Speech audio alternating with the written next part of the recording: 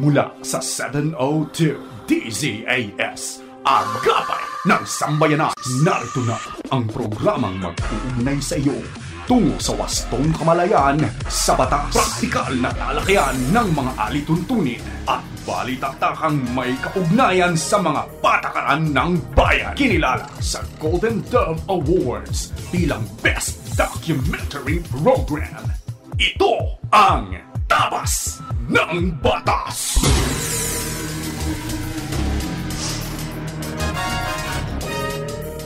Isang magandang Sabado ng umaga sa iyo na nakikinig sa anumang bahagi ng Pilipinas, Luzon, Visayas, Mindanao o sa iba pang bahagi ng mundo.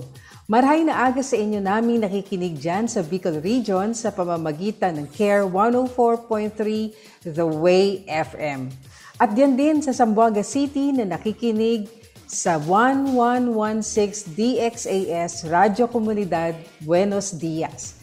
Magandang umaga rin po sa 1062 DXKI, your friendly voice sa Coronadal City at sa 1197 DXFE Davao at sa inyo rin na narito sa Metro Manila na walang sawang nakatutok. Happy listening po sa inyong lahat. Kami ang inyong kakampi sa batas. Ako po si Atty. Chona Cruz Gonzalez.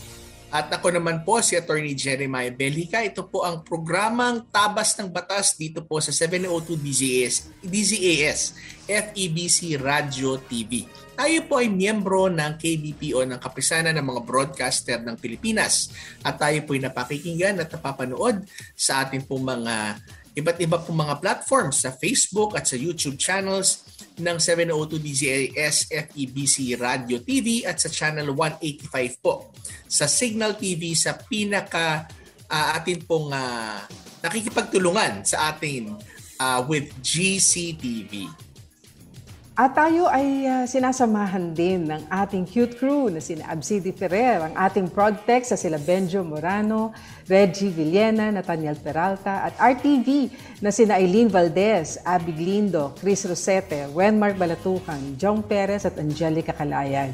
At yung mga kasama rin natin sa Bukawi Transmitter site. Tayo ay bumabati rin, Atty. Jeremiah, sa mga nagpadala ng kanilang mensahe dito sa ating Facebook page. Of course, happy listening kila Lolit Malyari Adia. Mapagpalang araw po mga attorneys. God bless us all from Taytay, Rizal. Ayan, sige, lagay niyo po kung nasaan kayong lugar para mabati natin at mabanggit ang inyong lugar. Gayun din si Arminia Gandolias Magto. Hello, Attorneys Chona and Jeremiah. Salamat sa inyong programa na malaking tulong sa amin na kaunti lang ang pinag-aralan. Papuri sa Diyos, God bless FEBC. Gayon din kay Alin Rose Carganilla, God bless your program, more power! Exclamation point. Gayon din kay Digna Banaban, thanks, I have found you. Ay, naku, maraming salamat po. Mukhang first time listener natin siya, no? At gayon din kay Nora Cancela. God bless po, Tabas ng Batas. Syempre, attorney, meron pa rin iba pang mga nagbumabati sa atin. Si Cynthia Zabala Chavez Valencia, sabi po, thanks sa inyong marami akong natututunan sa pakikinig po sa inyo. Yan, exclamation point ulit. Yes. Syempre, si Frederick Roquepo Bello, watching you po from Umingan, Pangasinan. Wow. Mm-hmm. Si Alma Manansala, good morning po, attorneys. At syempre si Rosalie at Shosaiko, maraming salamat po and God bless po sa inyong programa. At sa punto pong ito, nais naman po nating pasalamatan ang atin pong mga kaagapay na patuloy pong nakikipartner sa ministry po ng FEBC. Sa tulong po ng Panginoon at sa inyong pong suporta, mahigit na pong 7 dekada na naibabahagi ang mabuti at tamang balita ng ating Panginoong Hesukristo. At sa mga nais naman pong maging kabahagi ng ministeryo, maaari po kayong mag-message sa FB page ng 702 DZAS, FEBC Radio TV o bisitahin po ang page ng donatenow.febc.ph para naman po sa iba pang mga detalye. Pero bago po nating simulan ang ating diskusyon, naririto po muna ang pagkaing pangkaisipan.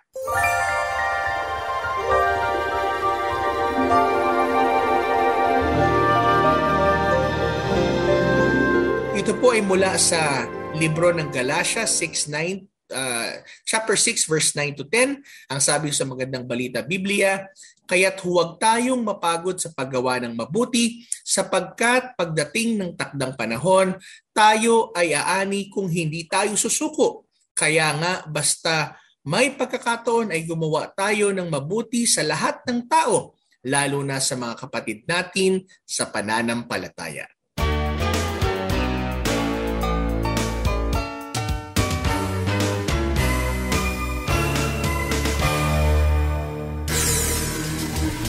Napakagandang reminder sa atin, ano? Amen. Ng mga talatang yan. Kung may komento kayo, ayan, lalo na kung may katanungan, maaari po kayo magpadala ng mensahe dito sa ating Facebook page sa Tabas ng Batas, FEBC. At habang naroon po kayo, please, like and share. Ayan, sa pagbabalik po ng Tabas ng Batas, tutungo na tayo sa ating unang segment na Punto por Punto. Tabas ng Batas! Magandang balita para sa mga nagnanais na kumuha ng Portable Missionary Radio o PM Radio.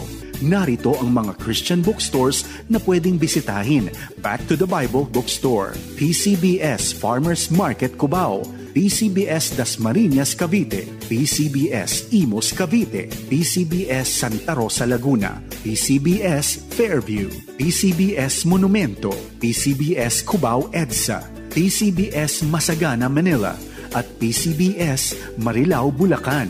Ang PM Radio ay nakapritsyon lamang sa istasyong 702 DZAS. Para sa karagdagang impormasyon, tumawag sa telepono bilang 650-0859 at hanapin si Jasmine Rojas o Cyril Delfino. Maaari ring mag-text or tumawag sa 0927-778-6909. Ito ang 702 DZAS. 702 DZAS. Agapan ng sambayanan na papakinggan sa buong mundo sa FEBC.ph sa pamamagitan ng Microsoft Media Server Technologies at ng Bitstop Computers. Paksang legal na siniksik sa mga kaalamang praktikal sa isang makabuluhang talakayan sa Punto por Punto.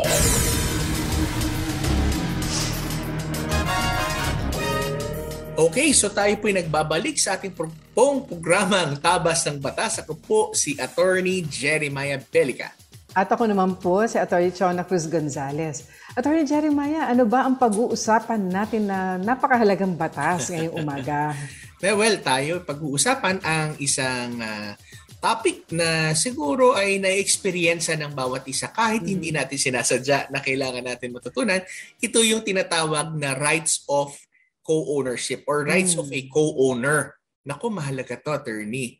Kasi maraming mga pagkakataon na minsan kahit hindi mo sinasadya, meron kang kahati na sa pagmamay-ari ng isang bagay. Maaaring ito ay lupa na minana mo sa iyong nanay o kaya ito ay isang sasakyan na pinaghatian ninyong mag-asawa o kanyang magkapatid na sabay ninyong hinulugan. At sa paggamit natin ng mga ari-arian na yan na meron kang kasamang may-ari, ano ba ang iyong mga karapatan bilang co-owner? Yan, at napakahalaga niyan, Attorney Jeremiah, no? Kasi naalala ko na merong mga katanungan before, na let's say nagsama, walang benepisyo ng kasal, at sila ay nagkaroon ng mga properties na naipundar nila, sila ay co-owner din, so napakaganda pag-usapan natin to nang malaman ng mga listeners natin ano ba ang karapatan ng isang co-owner. Oo. Tama. So basically, attorney, tama yung sinabi mo kasi ano ba ibig sabihin ng co-owner? Ibig sabihin, ibig sabihin may kasama, owner, ibig sabihin may kasama kang nagmamay-ari. Yeah. O kayo ay higit sa isa ang nagmamay-ari ng iisang bagay. No? So, ano ho ba ang karapatan kapag ikaw ay may kasamang nagmamay-ari ng isang bagay, isang lupa, isang property? Ang basically, attorney, the right of a co-owner is basically the same with the rights of an owner. Yan ang basic dyan. Pag ikaw ay may-ari ng isang bagay o co-owner ka, meron ka rin karapatan ng isang may-ari. No? Ano ba karapatan ng mga may-ari? Gamitin ang kanyang property, pagkakitaan yan, o kaya ibenta o ipagamit. Ang limitasyon lamang ay ang co-owner ay kinakailangan respetohin ang karapatan ng kanyang kasamang may-ari. Yan ho ang basic, no? Respect to the rights of his co-owners, no? Ang isa pong co-owner ay dapat gamitin ang gamit na kanila hong pinagbamay-ari magkakasama as long as it does not injure the interest of the co-ownership or prevent the other co-owners from using it. Halimbawa ho, attorney, isang magandang example dito, yung tinatawag na sa condominium, attorney, may mga common areas kayo, no? Yes. Yun sa mga ibang tao nagsasabi, condominium, pag sinabing condominium, actually, ibig sabihin kasama, dominion, ibig sabihin owner. So actually, condominium, ibig sabihin, marami kayong nagmamay-ari noong iisang bagay din.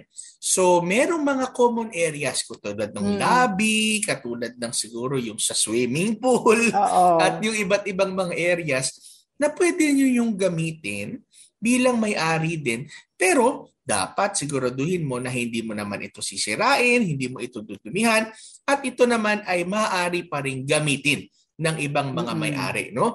Ang underlying na rationale or dahilan dito is that until a division is actually made, the respective shares of each cannot be determined. No? And every co-owner exercises joint ownership over the property owned in common in addition to his use and enjoyment of the said property. Ibig sabihin, hanggat na kayo ay sama-samang nagmamay-ari ng itong property at hindi pa ninyo na paghahati-hatian, alin ba talaga ang pagmamay-ari ng kung sino. Ibig sabihin, ano? Yes. So, kinakailangan ninyong talagang i-exercise ang joint ownership ng merong pagrespeto sa isa't isa't karapatan. So, bilang mabilis lamang, no, attorney, no? Merong ibang mga specific rights of a co-owner. Una, the right to a proportionate share in the benefits as well to the charges of the co-ownership. No? Pangalawa, right to use the thing owned in common as long as it does not injure the interest of the co-ownership or prevent the co-owners from using it. No? Pangatlo, the right to initiate legal action for the ejectment of occupants to the co-ownership. Ibig sabihin, pwede ka palang mag-file ng ejectment kahit ikaw lang ang isa sa mga may-ari ng lupa na minana ninyo sa inyong magulang. Ano? Pangapat, right to compel the other co-owners to contribute to the expenses for the preservation of the thing owned in common and to the taxes. Hati-hati, syempre, sa mga babayaran para doon sa lupa, doon sa property. Number 5, right to compel co-owners to a pro rata share in the necessary expense and income as mentioned. Ibig sabihin, hati-hati ulit dun sa expenses at kung merong kikitain. Ano? Right to demand partition of a real property at any time. Kung lupa ang inyong pinaghahatian, pwede mong hingin ng korte o pwede nyo pag-usapan, hati-hatiin na natin para hindi na tayo nag-aagawan dun sa iisang property. At number 7, the right to make alterations with the consent of the co-owner. No? And number 8, lastly, the right to alienate, assign, mortgage, or substitute as regards to the portion of his share of his ownership. Ibig sabihin, pwede mo rin palang ibenta yung iyong karapatan over the property. Bagamat hindi mo maaaring ibenta yung buong lupa kasi hindi naman sa'yo, yung kotse kasi meron kang kasamang may-ari, pero yung interest mo bilang co-owner dun sa property ay maaari mo rin palang ibenta. Okay? So yan, attorney, no? Those are the right of a co-owner. So tandaan natin, siguro attorney sa mga mamaya pag tayo sumagot sa ibang mga katanungan, ma-apply din natin ang ilan sa mga natutunan natin ngayon. At alam naman ng ating mga taga-subaybay na tuloy-tuloy naman ang pagbibigay natin ng impormasyon patungkol doon sa iba't iba nating mga karapatan at sa mga bagay na sinasabi ng batas tungkol sa ating mga sitwasyon. Kaya nakakatuwa kasi hindi lang napag-isipan yung para lamang sa karapatan ng nag-iisang may-ari. Pero meron ding, di ba, mga batas ngayon na umiiral na may kinalaman naman kapag meron kang kasama na nagmamay-ari ng mga properties. Ang galing talaga ng batas, ano, na iisip niya, nasasaklawan niya yung mga bagay at sitwasyon na di ba, na kinakaharap natin sa ating pang-araw-araw na buhay. So nawa po ay marami tayong natutunan doon sa mga bagay na naibahagi sa atin ni Attorney Jeremiah dito sa ating punto per punto segment. At sa ating pagbabalik ay bigyan daan naman natin ang ating panibagong segment, At ito ay ang Akala at Panukala. Kaya wag po kayo maglilipat ng istasyon. Kami po ay magbabalik agad dito pa rin sa inyong paboritong programang Tabas ng Batas. Tabas ng Batas! Kapag tinawag ka ng pagmamahal, sumagot ka agad. Panatag, marangal. Naririto ako at handang maglingkod. Sundin mo ang sariling puso't kalooban. Hindi ang bulong, bighani at tukso na mga wikang banyaga sa iyo. Matitiis mo ba ang patalim ng balakyot? Magtitiis pa ba sa gisik ng maiksing kumot? Mahihimbing ka bang alipin ng takot? Ang pag-ibig mo ay walang kapantay, kundi ang pag-ibig din ng minamahal. Huwag mo siyang bayaang maghintay. Gumising ka, manindigan. Bawat patak ng luha niya'y isang dagat. Bawat ngiti ng tagumpay niya'y watawat. Kapag tinawag ka ng pagmamahal, sumagot ka agad, matatag marangal, walang bakit, sana maglingkod. Ito ay hango mula sa tulang Mamamayan ni Rio Alma. Paalaalang hatid ng inyong 702 DZAS FEBC Radio TV, Agapay ng Sambayanan.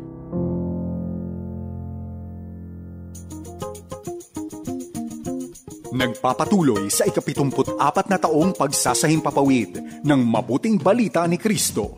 Ito ang Far East Broadcasting Company. Sumasa inyo sa 1143 DZMR Santiago City, CARE 104.3 The Way FM Legazpi City, 702 DZAS Mega Manila, 98.7 DZFE Metro Manila, 106.3 DZRK Quezon Palawan, 1233 DYVS Bacolod City, Up 987 DYFR Cebu City, 97.5 DYFE Tacloban City, 1116 DXAS Zamboanga City, 103.3 The New J Cagayan de Oro City, 106.9 DXGR Radyo Gandingan Cotabato City, 1062 DXKI Coronadal City, 1197 DXFE Davao City, FEBC Philippines. Matatag sa pananalig, matatag sa paglilingkod, matatag sa pasasalamat.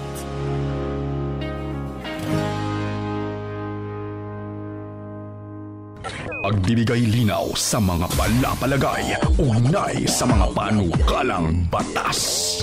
Akala at Panukala.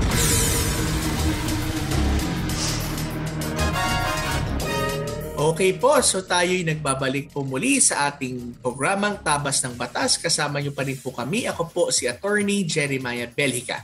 At ako naman po si Attorney Chona Cruz Gonzalez. At dito sa ating Akala at Panukala segment, bigandaan natin, Attorney Jeremiah, isang panukalang batas na may kinalaman pa rin dito sa ating kalusugan. Ito ang Senate Bill 2513 at ito ay may kinalaman sa pag-amyenda ng isang bahagi ng Local Government Code of 1991.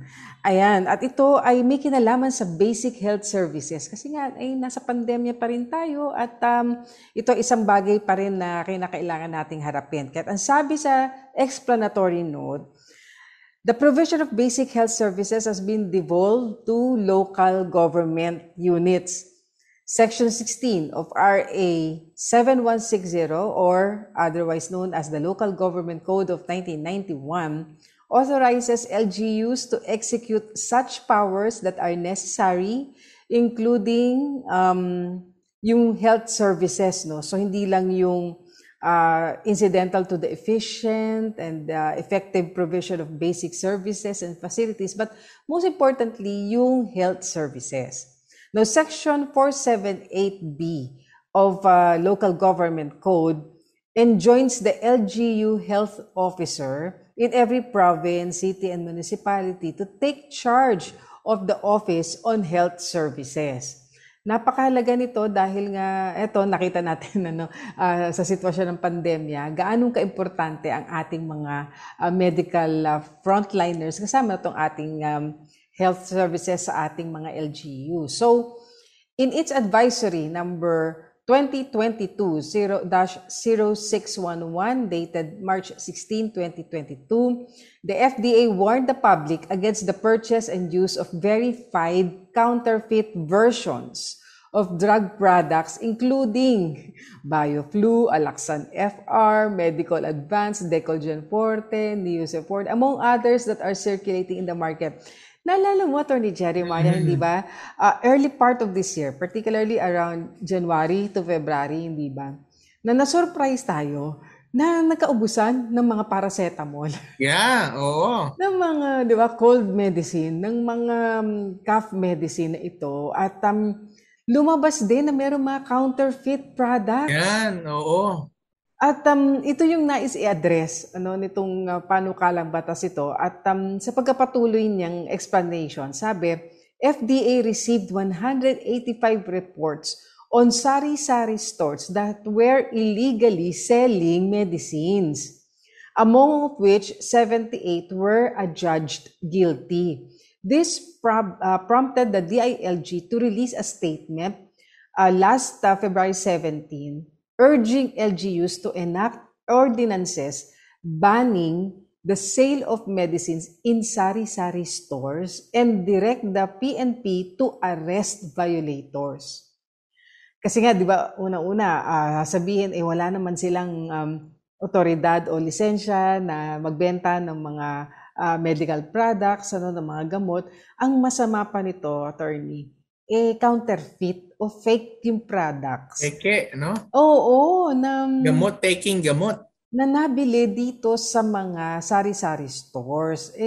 Napaka-delikado niyan para sa kalusugan. Pero nakakapagtaka, attorney, kung biglang may gumaling, no? Kasi peke din pala yung sakit.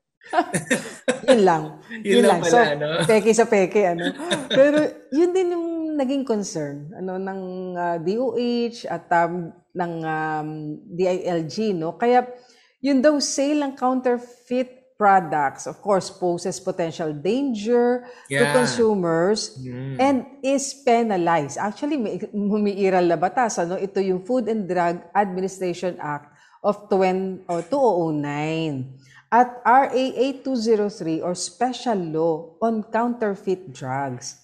Hence, to ensure that sari-sari operators only purchase from duly registered and licensed drugstores and prevent the proliferation of counterfeit, adulterated, and unapproved medicines in the market, LGU health officers of each barangay, municipality, and city should be authorized to monitor the sale of medicines in their localities. Yun ang nais na ipanukala ngayon, no? Amyenda doon sa local government code na itong atin mismong mga health officers natin sa mga barangay, city, and municipality, sila mismo mag-monitor sa mga lugar nila na kumbaga to make sure na ibinebentang mga gamot sa mga tindahan doon sa kanilang nasasakupan, hindi fake. Kaya ang sabi ito, this bill directs local health officers to monitor sari-sari stores, kiosks, and other micro-enterprises engage in the sale of over-the-counter medicines and ensure that their products are sourced from duly registered and licensed drugstores and pharmacies, whether in-store or online. So, yung bahagi lang na yan ang nais na baguhin o i-improve pa dito sa existing na batas natin ng Local Government Code of 1991. So, bibigyan lamang ang health officer ng karapatan, ng duty, tungkulin na mag-monitor at mag-conduct ng regular inspection of all micro-enterprises, including kasi syempre sari-sari store dyan, mabilis maka-access sa mga kababayan natin. Pero syempre paalala na rin naman natin, kumbaga wag naman ho tayong, di ba, manlamang sa ating kapwa kasi ho ilalagay natin sa panganib ang kanilang mga buhay dahil gamot ho yung pinag-uusapan natin. So, yes. Isip ko lang, attorney, kung saan kaya nabibili nila yung ng sari-sari store yung mga peking gamot. Yun. Isa yan sa mga bagay na makatutulong din sa ating mga law enforcers at doon sa regulators tulad ng FDA, no? Tama to po yung source kasi baka nabili rin nila sa kabilang sari-sari store yun, o sa grocery nila nabili o kung saan ay dapat po yan ang talagang matigilan kasi bakit nagpo-produce sila ng peke na gamot at kumakalat sa market. Kumakalat sa market. And I think this is a very good move dahil hindi naman talaga kayang tingnan at i-monitor ng FDA ang kalahatan ng Pilipinas, no? Yes. Kaya ito ay isang panukalang batas na very much welcome pa rin dahil it will ensure yung ating mga kababayan ay makakabili lamang ng gamot na hindi peke at tunay na mabisa at yung makakatugon doon sa ating kinakaharap na medical condition, kaya ito po ang Senate Bill 2513 amending part of Local Government Code of 1991. Yeah. Tama-tama to. Tama-tama to, attorney, talaga kasi ngayon merong yung sa Mandanas ruling na tinatawag na mas pinalakas ang functions at ang pinadami ang resources ng mga LGUs. Kaya ngayon talagang dahil sa bagong mas malaking share sa national revenue ng local government units, mas meron na expectation talaga ang taong bayan na mas maraming gagawin at mas aktibo ang mga local government units ngayon sa pagtugon ng basic needs. Isa na rin dito yun, pagmo-monitor na kung yung gamot ba totoo o hindi totoo. Ano po? Yes. Kung may fake news, meron na rin palang fake drugs ngayon. Oo nga. Parehong delikado yan. Parehong delikado yan po ang ating itinampok na panukalang batas at nawa po ay isa itong maging ganap na batas para rin naman sa kapakanan ng ating mga kababayan. So, ang bilis ng panahon, sabi nga natin, magbe-break lang po tayo at sa ating pagbabalik, payo di asunto na kaagad tayo. Kaya marami tayong oras. Yes, so bigyan natin ng mahabang panahon ang pagtugon sa mga katanungan inyong pinadala sa amin. So, dito lang po kayo tumutok sa Tabas ng Batas. Tabas ng Batas! Tiyaga, tiyaga, tiyaga. Pray, pray, pray. Yan po ang lagi nating panawagan para sa lahat ng mga Pilipinong nasa ibang bansa. Tiyaga sa napakahaba at komplikadong prosesong hatid ng pabago-bagong adjustment. Tiyaga sa trabaho sa kabila ng matinding pananabik na makauwi na at makasama ang pamilya. Tiyaga sa pananalangin dahil ang ating Diyos ay walang sawa sa pagtugon sa ating mga dulog sa Kanya. Sabi nga po sa unang Tesalonica, Kabanatang 5, talatang 16 hanggang 18, magalak kayong lagi, palagi kayong manalangin at magpasalamat kayo sa Diyos sa lahat ng pagkakataon sapagkat ito ang kalooban ng Diyos para sa inyo, sa inyong pakikipag-isa kay Hesus Kristo. Ako po ang inyong kaagapay, Pastor Attorney Carlos Kuya Kaloy Cao Jr. Sumasaludo, umaagapay at nananalangin para sa ating mga overseas Filipino workers.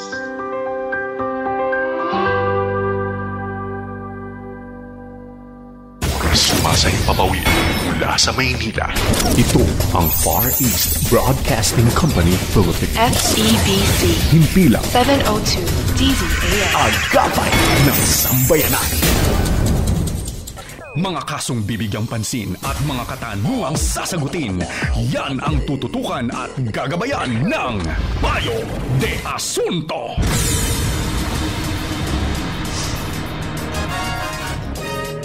Okay, so tayo po ay nagbabalik sa atin hong programa at dadako na po tayo sa ating pong blockbuster na segment, ang Payo de Asunto, para subukan po namin ni Attorney Chona na sagutin ang inyong pong mga katanungan.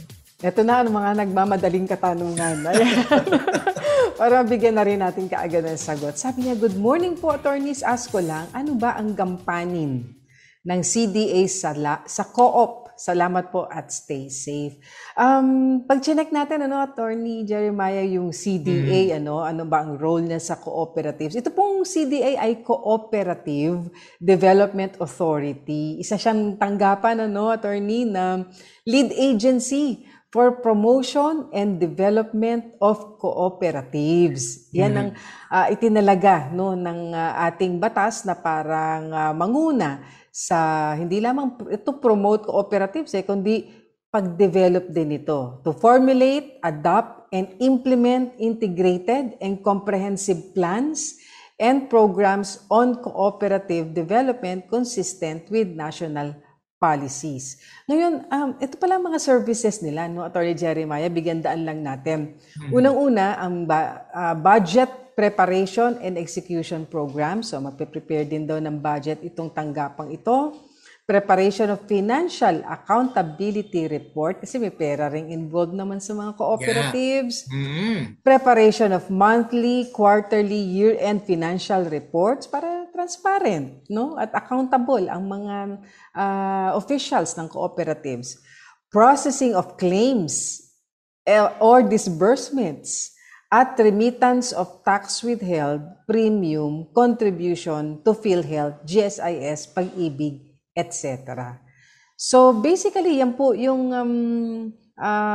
role ng CDA sa cooperatives.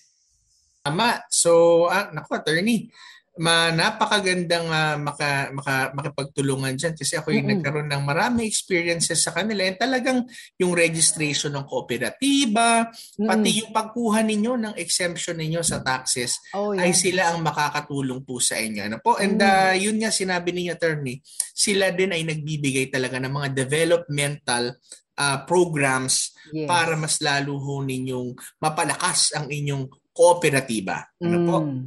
At ayan, another question. Ito sabi niya, good morning po, attorneys. Ask ko lang, bakit hindi naisama sa land title ko yung road lot na binabayaran ko ng amilyar? Alam mo, attorney, nung ating dinidiscuss ito, maraming bagay rin tayong napag-usapan. At of course, ang isang tinignan natin na batas na umiiral na may kinalaman dito sa road lots ay ang PD 957 as amended.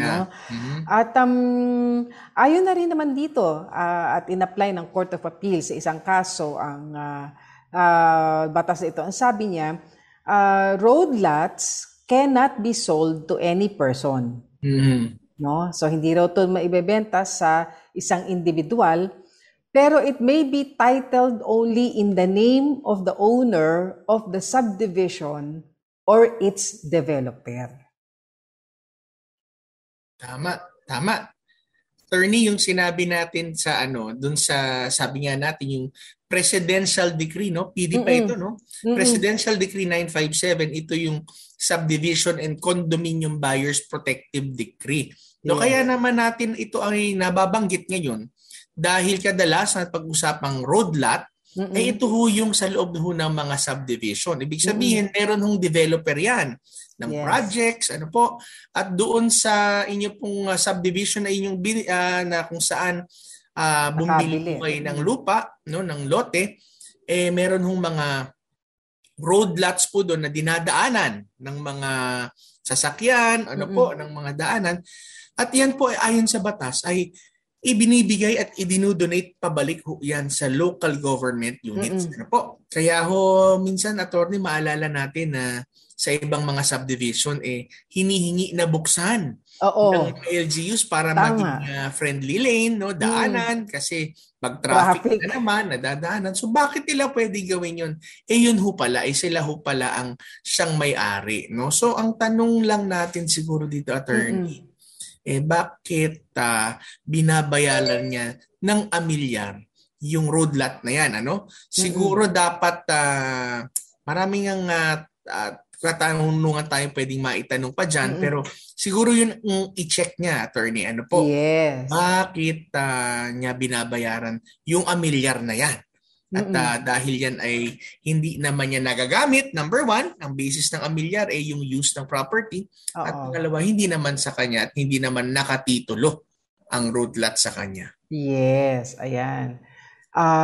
Tungo tayo sa susunod pang katanungan. Sabi niya, good morning po attorneys, nagdala ng mistress sa aming compound ang apo ko, samantala may tunay siyang asawa na buhay pa.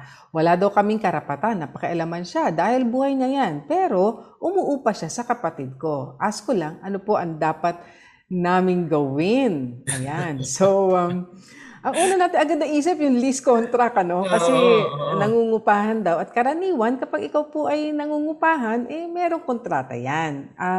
Kaya napaisip tayo, at nais natin ding itanong dito sa ating listener na ito, ano ho ba ang sinasaad doon sa inyong lease contract, kung meron man? Yeah. Kaya attorney, dahil siya'y nangungupahan, ibig sabihin yung kapatid ni lolo o yung kapatid ni lola, ang siyang may-ari nung inaupahan ni apo, ay may karapatan din yung kapatid ni lolo at ni lola hindi na i-renew yung kontrata for whatever reason na ito'y acceptable and on a Christian context din naman, magandang kausapin din natin yan dahil kung nakikita rin ng mga bata ay hindi rin siguro maganda yan.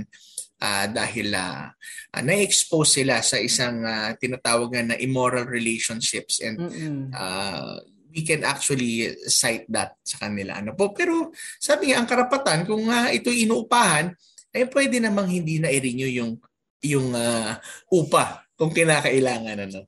Ayan. Okay, ito pa ay isang katanungan. Sabi niya, medyo mahaba ito, attorney. Sabi lang niya, hingi po ako ng payo tungkol sa hatian ng lupa sa magkakapatid. Ang tatay ko ay panganay sa magkakapatid at isa siyang nagsasaka sa lupa at kasama niya ang kanyang bunsong kapatid.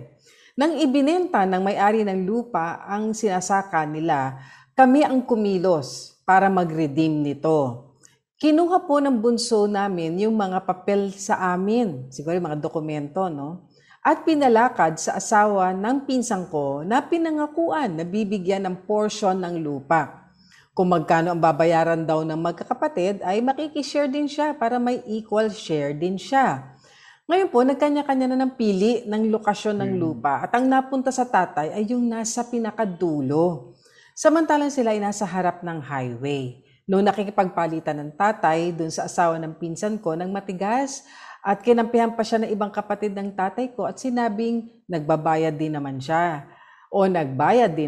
Ano po ang pwede namin gawin para mapapayag siya, meaning yung pinsan ng asawa, or rather asawa ng pinsan, na ma-prioritize ang tatay ko bilang kapatid na panganay at unang nagmalasakit sa lupa.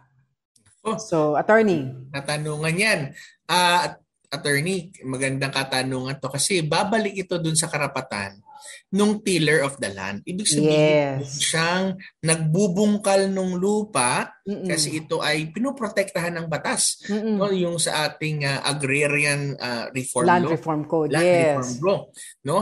Na kung saan ang siyang nagbubungkal ng lupa o yung tiller ng lupa kapag o yung tenant ng lupa ay kapag ibinenta ang lupa na kanila pong tinitil or kanila pong sinasaka, nang hindi sa kanila sinabi nung may-ari, ay maaari nilang bilhin muli, i-redeem yung tinatawag yung right of redemption noong nagsasaka ng lupa.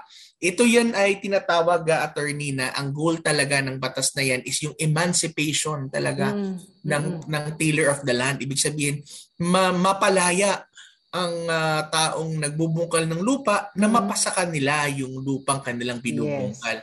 Ngayon dito sa katanungan kasi na yan, sinasabi yung tatay at yung bunsong kapatid raw ang siyang nagbubungkal ng lupa I-assume na lang natin muna na nagsimula pa sa tatay nila, no? Yung tatay nung magkakapatid at kanilang minana na ang pagbubungkal ng lupa na ito at kanila hong ni-redeem ito, sinabi, no? Nasa sabay-sabay.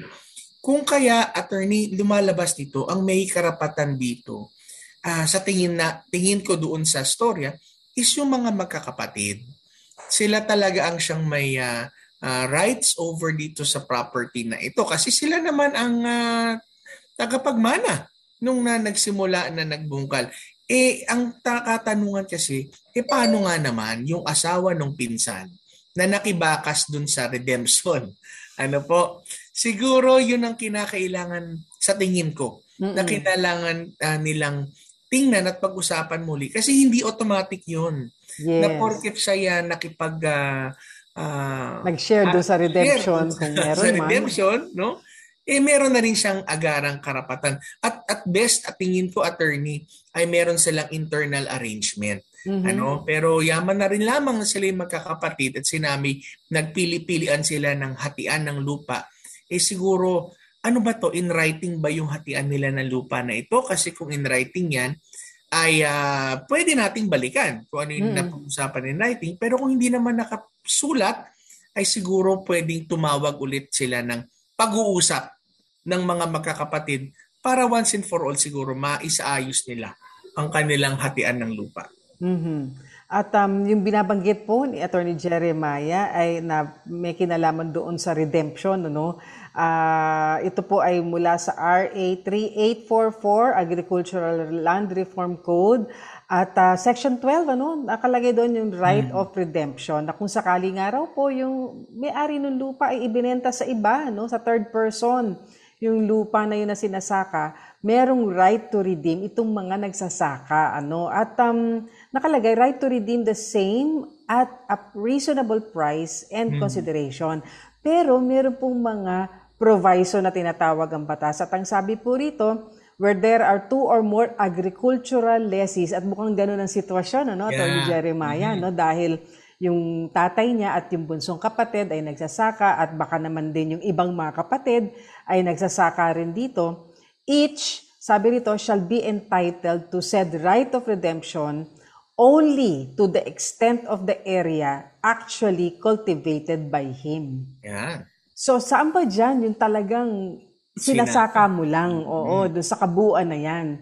Yun lang ang maaari mong i-redeem. Yeah. No? So, di ba na lang pinalabas nila, attorney, dito na redeem nila yung buong lupa ng kanilang tatay, no? Yan ang ano nila. Oo. At nawa po ma-resolve nyo ito among yourselves at ilagay ninyo in writing. Sinabi nga ni Attorney Jeremiah kanina. At kung hindi, attorney, pwedeng dumulog sa DARAB. Yes. Para malaman ang kanya-kanyang karapatan dito sa agricultural land na ating pinag-uusapan. Ayan. Kami po ay nagbigay ng sagot ayon lamang doon sa inyong nilahad sa amin. Marami kaming katanungan ni Attorney Jeremiah, pero sinikap po namin sagutin ayon sa mga naikwento nyo sa amin dito sa inyong pinadalang katanungan. So, moving on, sabi rito, ang bahay at lupa na binili ng anak ko may sukat na 256 square meters by deed of sale. Ngayon, yung nagbenta ng lupa at bahay ay di kasal at hiwalay na ngayon. Ngayon, parang gusto nilang bawiin ang 206 square meters kasi ayon doon sa asawang lalaki, 50 square meters lang daw ang binenta nila. So, ano ang dapat naming gawin? Laging pagkaganito, kailangan balikan natin yung kontrata, Oo. So, ano po ba nakalagay sa deed of sale ninyo? Oo. Ano ba ang mga nakasaad riyan? At kung nakalagay doon na 256 square meters at binayaran ninyo accordingly, ayon sa binibili ninyong sukat, dapat pong manaig yun. Kaya lamang, ngayon nga, Attorney Jeremiah, sila rin, kayo ba? Nag-agree ba kayo na 50 square meters lang? I'm sure hindi dahil meron na nga kayong deed of sale, Kasi pagka ganyan ng na nagpapalit-palit ng isipan, Kasi mahirap naman yata yan. Oo, nagkasundo na eh. Tama. Tsaka normally, attorney, may technical description yan. Ano? Yes. Yung lupa, no? Ibig sabihin na ito ay nakapaloob dun sa meets and bounds, no? Yes. ng inyong bentahan. Kaya mahalaga rin yan, no? Kapag ikaw nagbebentahan ng lupa, nilalagay ninyo yung meets and bounds ng inyong bentahan, susukatin na lamang yan ng inyong geodetic engineer. Subalit, tama, sabi nga ni attorney, tingnan mo yung iyong deed of sale. Ano nga ba ang inyong pinagkabentahan? Ngayon, kung lalabas na 256 square meters, ay hindi naman pwedeng bawiin at ibahin, no? And vice versa din yan, attorney. So tingnan niyo yung inyong deed of sale. Yan. Sabi dito sa isang katanungan na forfeit po ang life insurance ko dahil sa isang agent na nagko-collect ng monthly payments pero hindi po niya ibinabayad sa insurance company. Almost 6 years po hinulog ko. At yung mga cheque na inisyu sa akin para mabayaran ako ay nag-bounce. Ano po ang dapat kong gawin? Ako, 6 years, medyo malaki-laki na yan, ano? Of course, una muna, demand letter, ano? Yes. Attorney, oo, napakahalaga po ng demand letter dahil po yan ay bilang paghahanda sa isang kaso na inyo pong maaring idulog sa hukuman at yan po yung violation of Batas Pambansa bilang 22, yan po yung bouncing checks law. Tama po. At the same time, ito din po ay maaari, attorney, no? Ako, dalawa na isip ko, pwedeng mag-staff, kaso din, kasi isipin mo, tinakbo yung pera mo, pwede rin yan maging qualified theft, attorney, kasi inabuso ang iyong tiwala kasi isa yung ahente at ikaw ay ang kanyang principal.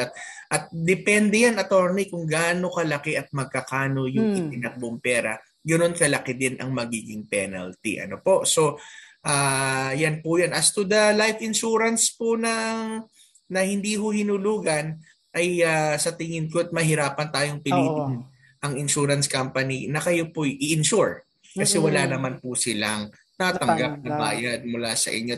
Yung kanila pong yung atin hong pagtitiwala doon sa atin pong ahente ay dapat pag-ingatan din po natin. Yes, at siguro nga masabi na rin natin, ano, attorney, na kung kayo po ay nagbabayad na ganyan sa ahente, make sure po na, di ba, na ipa-follow up nyo rin. Huwag nyo basta iasa lang po. Mas mainam nga kayo o magbayad mismo sa insurance company. Mabigyan kayo ng official receipt doon sa inyong mga ibinabayad para sigurado. Baka peketin kasi yung OR na pinapakita. Ayun, no? So, falsification pa yun. Kaya mas mainam siguro. Huwag nang iasa sa ahente. Tayo na mismo magbayad, di ba? Para sigurado. Ayan, ito pa. Sabi niya, ito pa isa. Hello po. Pwede po bang i-push ng SSS ang employer to remit yung company contributions namin kasi nagkakaltas po pero di nire-remit sa SSS? Naku, pwede i-reklamo sa SSS yan at mabilis silang umaksyon dyan sa mga hindi nagre-remit ng mga company. Actually, attorney, may criminal aspect yan. Yes. Isipin mo, dinididaktan mo na yung iyong empleyado, hindi mo pa hinuhulugan ng kanyang contribution. So, ang sagot po dyan, pwede po bang i-push ng SSS? Ay, hindi lang i-push, pwede pa nilang i-penalize po yan. Yes. Pwede po yan. Bisitahin niyo po ang sss.gov.ph. Tingnan niyo po yung proseso ng paparating sa kanila ng complaint ninyo tungkol sa non-remittance ng inyong kumpanya. Ayan, ito pa, yung mister ko po ay engineer na nagtatrabaho sa isang government agency. Hinihingan po sila ng kanilang boss, ng kanilang pirma at initial. May takot po silang baka magamit ito sa korupsyon. Ano ang dapat gawin? Of course, hindi ka dapat pumirma ng anything, lalo na may untrue or false information or statements o anuman dokumento. Delikado yan kasi kayo po ang madadamay dyan dahil may pirma kayo at initial pangalan ninyo ang naririyan. Ang tingin ko rin, attorney, baka ang sinasabi rin nila dito sa kanilang situation is baka hinihingat sila ng blank na pirma para kopyahin. Ano po, at yan po ay isang bagay na dapat ho nating siguro iniingatan ng ating hong pirma. Ano po? Kasi pagka naibigay niyo po ang inyong pirma at ito po yung kanilang ginamit at nakita mo, tinanong ka, pirma mo ba yan? Baka hindi mo maitanggi kasi kamukha talaga ng pirma mo. So you have to really, lalo na po sa mga opisyal na transaction sa gobyerno at yung kayo po nagtatrabaho sa isang government agency, you have to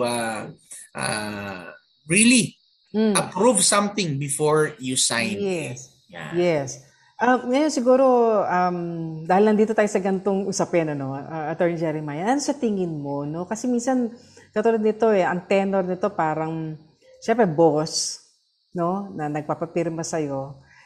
Syempre, sabihin nila, syempre, it's easy for you to say na, huwag kang pumirma. Pero paano, no? Kasi may pressure doon, pero, kasi ako, bottom line, hindi ka dapat pumirma di ba? Pero, ano ang gagawin kapag kami nag-i-insist na boss, no? Sa'yo, pumirma ka. Na ayaw mo naman pumirma, no? Dahil ikaw ang magiging accountable dyan. Tama. Ano pwede niyang gawin?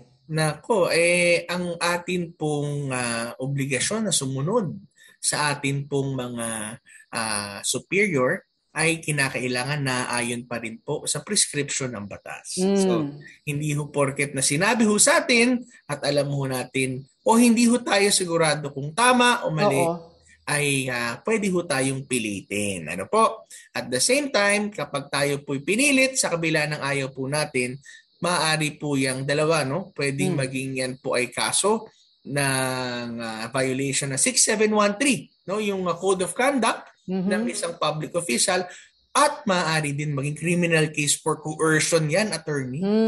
Pinipilit ka ayaw mo at hindi maatim ng iyong konsensya. Kasi dapat lawful order. That's right. Ang susundin natin, 'di ba? Kaya kasi alam mo mahirap kapag nasa ganyan mga sitwasyon. So anyway, eto naman isang katanungan pa. Ang sabi niya, ang resolution po ba ng isang kaso tumatagal talaga ng 1 taon? Ang tagal po kasi nung sa misis ko. So we presume na ito ay nasa piskalya. Maari kasing resolution ng isang prosecutor ito. Yeah. Oo, kasi kung sa korte, dapat decision. Meron pong itinalaga na panahon para po ang ating prosecutor ay iresolba ang isang kasong naihain sa kanya, malaman may probable cause ba o wala. At kung hindi ako nagkakamali, ito ba ay nasa 90 days ba from submission of ng case for resolution? Yeah, I think parang meron na lalo na ngayon, attorney, may nilabas ang nung kamakailan, ang Secretary of Justice na sila ay dapat mag-resolve. Kung hindi ako nagkakamali ay 120 days from the time na nag-hearing. At naririnig ko rin, attorney, nagiging mahigpit daw ang mga city prosecutors ngayon kapag hindi nare-resolba. Ang punto ho natin dito ay kung matagal na po at hindi po nare-resolba, maaari ho kayong mag-file ng iyo pong motion o request na ito po ay early resolution. Yes. Early pa ba yun? Kaya 1 taon baka late resolution. Late nga, 1 taon di ba? Pero pwede ho, pwede po ninyong hingin na ito po ay maresolba. Baka naman tinamaan ho ng pandemya, subalit but at the same time, maaari ho ninyong tawagin ang atensyon po ng ahensya. Hindi ho kasi nilinaw, attorney, kung resolution ng anong agency. Oo nga Kasi pwede rin baka resolution sa DOJ, hindi nabanggit. So inassume lang natin prosecutor, Pero ganun nga po, talagang lalo na criminal case kailangan di ba? Hindi siya pagtagalin. Yeah. Actually, attorney, ang natin dito, yung gusto sabihin is yung 1 year ba na yun is 1 year from the time na nagsimula ng submission ng mga papel at sagutan, o yung 1 year from the time na naging submitted na for resolution. Yes. Kasi That's right. Tama. Bilang mo dyan is yung time na isinabmit ang huling pleading na pwede nang resolbahin. Yung tinatawag doon submitted for resolution. Kung 1 year na po, siguro po ay pwede na ho kayong magtanong, no, na maaari ho bang i-resolve, no? Motion for early resolution. Ayan. So, para ho formal at official, kailangan po may motion para Kaya urgent motion to resolve. Oo, ayan. Alam po na abogado ninyo yan, ano? Urgent motion for early resolution. So, ayan na lamang po ang oras na nalalabi sa ating Blockbuster segment, ang Payo de Asunto. At kung meron pong mga katanungan, ano, at na aming nasagot na, pero hindi nyo napakinggan ng buo, ano, maaari po nyo balikan ang naging kasagutan natin dito sa ating Facebook page, 702 DZAS-FEBC Radio, o dito mismo, no, sa Tabas ng Batas, FEBC. Kung hindi naman po namin nasagot ang inyong pong mga katanungan at nais nyo pong magtanong ulit or abangan ang inyong pong katanungan, you can do that po sa atin pong susunod ho na programa next week. Ano po? Kaya sa oras naman ito, attorney, tayo ay dadako na sa ating prayer time. Panginoon, marami pong salamat sa pagkakataon na kami po ay makapagkalastasan, makipagdialogo, Panginoon, sa isa't isa with Attorney Chona at sa lahat ho ng mga umaantabay sa programang Tabas ng Batas. Lord, we thank you that you are the God the just God. Ikaw po ang Diyos na tapat. Ikaw po ang Diyos na nagbibigay sa amin ng katarungan.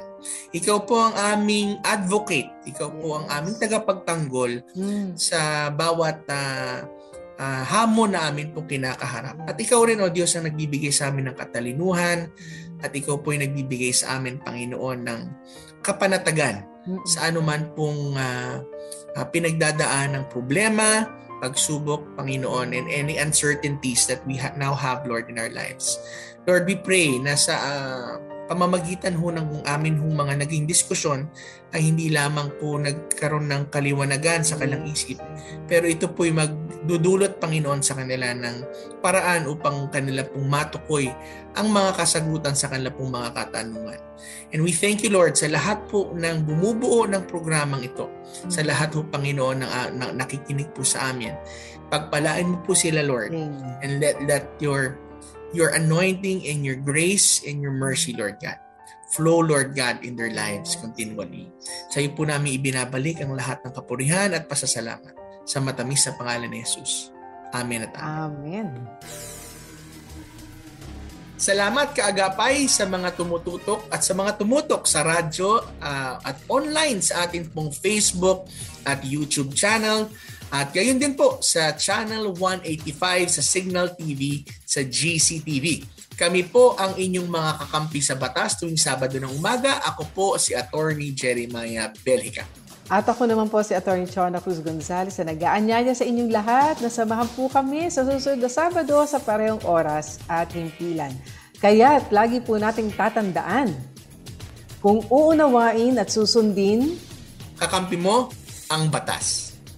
Nais po naming makarinig mula sa inyo para sa mga kuro-kuro, mungkahi o mga bagay na nais ibahagi sa palatuntunang iyong napakinggan. Sumulat lamang sa 702 DZAS, Agapay ng Sambayanan, 1 Corporate Center, 46th floor, Doña Julia Vargas Avenue, corner Meralco Avenue, Ortigas Center, 1605, Pasig City. O mag-email sa dzas info@febc.ph.